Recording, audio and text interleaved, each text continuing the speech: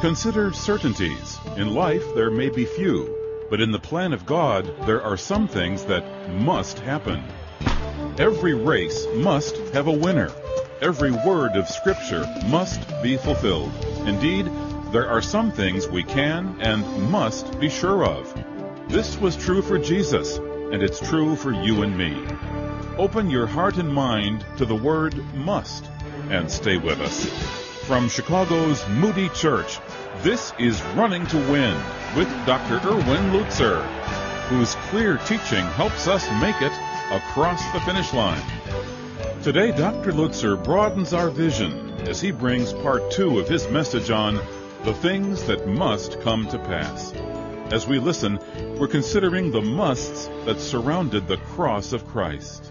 It was necessary that his garment be taken and that they might cast lots for it. Why? That the Scripture might be fulfilled. It was necessary that Judas betray Christ. Why? Jesus said in John 17 that the Scripture might be fulfilled. It was necessary that when the soldiers came to Jesus when he was dying there, that they did not break any of his bones, that the Scripture might be fulfilled. Not a bone of him will be broken. It went according to the plan. No wonder Jesus said in John 17, he said, "Father, the hour is come." 3 times previously in the book of John it says they could not take him because his hour was not yet come. Now his hour came. He was immune from their ability to kill him until his hour came. So I want you to notice that his betrayal and the details regarding his death, not just the fact of it, but the details regarding it, those also were necessary. His resurrection was necessary. Turn to John chapter 20 now. John chapter 20. I want you to notice that the tomb is empty. It is what we call Resurrection Sunday. And Peter and John are hurrying to the tomb, and John is a faster runner than Peter. And John gets there first, but Peter is the one who lags behind. But when Peter gets there, he does what only Peter would probably do.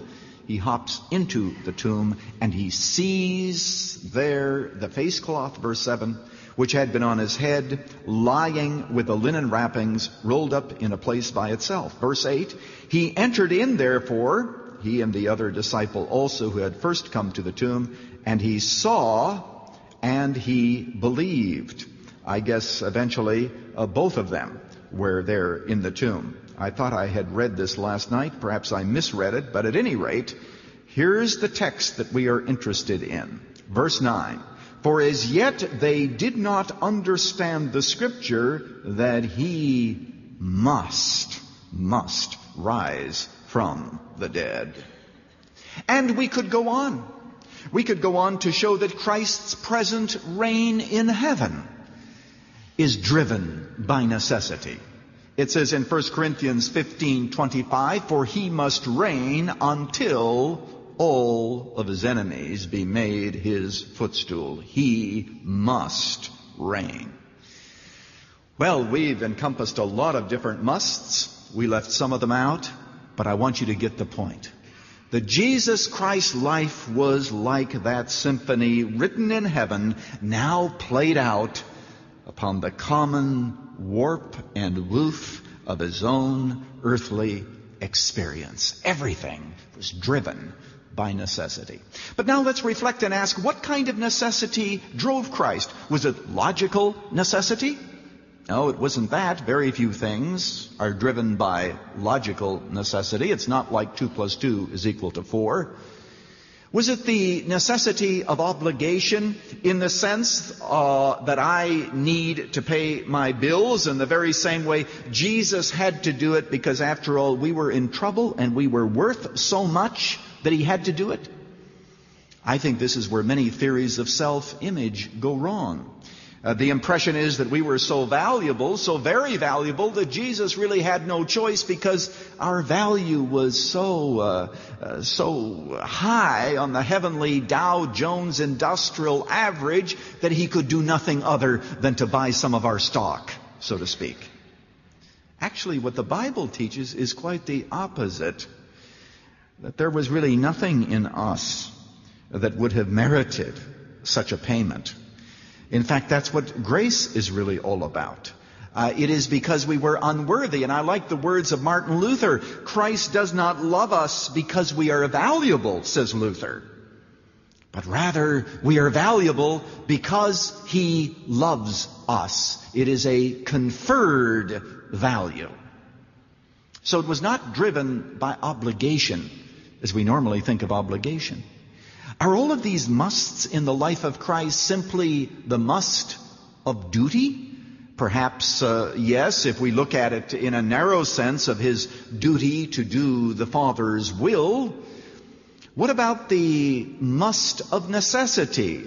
Or rather, I should say, not the must of necessity, but the necessity of purpose.